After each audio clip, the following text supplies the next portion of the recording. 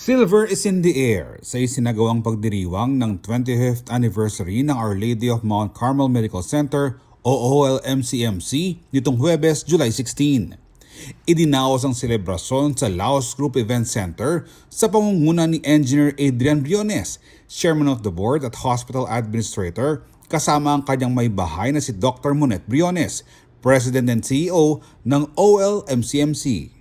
Nagbalik tanaw ang pamunuan ng ospital sa mga nagdaang taon ng paglago ng paggamutan at nagpasalamat sa mga naging bahagi sa pamamahala at operasyon noong nagsisimula pa lamang ang OLMCMC. Nagkaroon din ng toast bilang pagpupugay sa 25 years ng paglilingkod ng ospital.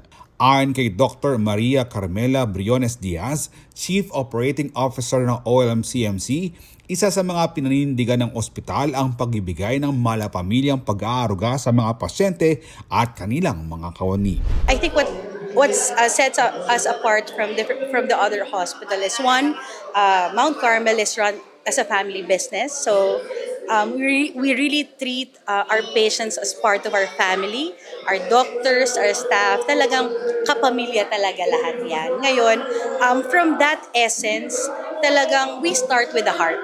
So with the heart, then everything follows. So that's how our service is always delivered. It starts with a heart within a family. Ibinahagi naman ni Dr. Jose Bienson Mamangun, Head ng Neurology and Stroke Unit, na malaking bagay para sa mga doktor ang pagiging bukas ng pamanuan sa kanilang mga pangangailangan, kabilang ang pagdaragdag ng mga kinakailangang kagamitan at pasilidad. Actually, personally ang nangyari para kaming binibaby okay? So tatanungin niya, may-ari, ano yung needs mo, anong kailangan natin, nabanggit ko yung mga exams, saka yung mga diagnostic equipment na kailangan. And then, sasabihin mo lang, maya-maya, inaayos na namin, Dok. Inaano namin yung kailangan. So nakikita mo yung tinatanong nila kung ano yung need ng practice, and then eventually they accommodate you. Isa sa mga naging mahalagang pagunlad ng ospital ang pagkakaroon nito ng dedicated stroke unit at ang pagpapalakas ng mga serbisyo para sa mga pasyenteng may stroke. Kaugnay niyan, sinabi ni Mamangun na patuloy pang pinauunlad ng ospital ang kanilang serbisyo sa larangan ng neurology at neurosurgery upang hindi na kailangan pang ilipat ang mga pasyente sa ibang pagamutan. Siya pa lang yata talaga ang may dedicated na stroke unit din, ang Mount Carmel. And together with the cath lab, so we can eventually perform a lot of not only tests but also treatment in order to address these things. Recently, meron na rin tayong EEG. So para sa mga, hindi lang sa mga nagkukumbulsyon, sa may iba pang pangangailangan na magkailangan ng test na yun, nandun na yun. And I think they're still in the process of improving and giving in to the needs namin, particularly in our specialty, neurology and even neurosurgery. Gusto na eventually maging one-stop shop, not only in Pampanga but Central Luzon. Ibinahagi naman ni Dr. Marie Ermelinda Batak, Chief of Clinics ng Pagamutan, na kabilang sa mga naging pagbabago sa ospital ang pagpapalakas ng kanilang residency training program. Kasi kahit na wala masyadong mga consultants, the residents will, ang mga residente namin yung aming mga matay. So even if we're not around, our residents are there, kahit anong maging problema ng mga pasyente namin, we know that they will be well taken care of.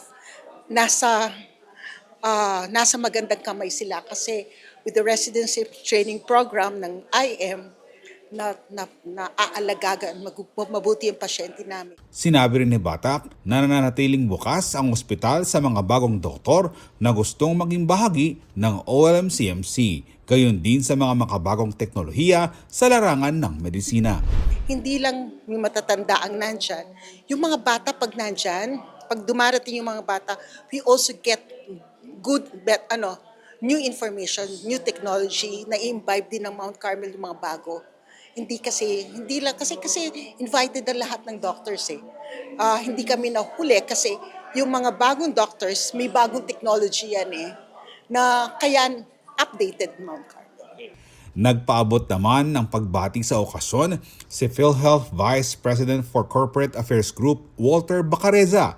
Binigyang din niya ang matagal ng partnership ng ahensya at ng OLMCMC sa paghahatid ng mga serbisyong pangkalusugan.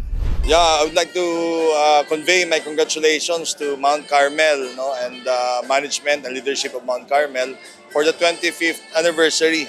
So it's not easy to manage a hospital, no, and to serve the people of Central Luzon, especially in Pampanga. So kami po sa PhilHealth, we are supporting enterprises such as this na tumutulong po sa tao at lalo-lalo sa kalusugan po. Samantala, sinabi ng pamanuan na patuloy pa nilang pag-ibayuhin ang kanilang mga facility at services sa mga susunod na taon. Sa kasalukuyan, may mga pasilidad ang OLMCMC sa San Fernando at Clark na nagsisilbing hindi lamang sa mga Kapampangan kundi pati sa mga pasyente mula sa iba't ibang bahagi ng Central Luzon. So the advancements will continue, and then we always expect that there's something new because our thrust is always is to become always a one-stop shop hospital in Pampanga and in the nearby provinces in northern Luzon. So just wait and see kung ano pa po yung mga yon, pero we are sure that we are not going to stop from what we have right now.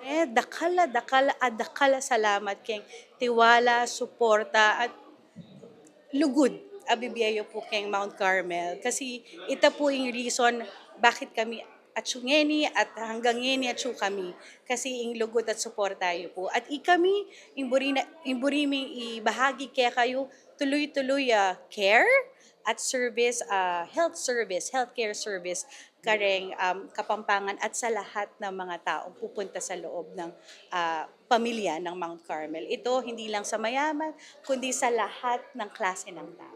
We'll continue the service. Ako si Jody Dizon Mercado para sa CLTV 36 News.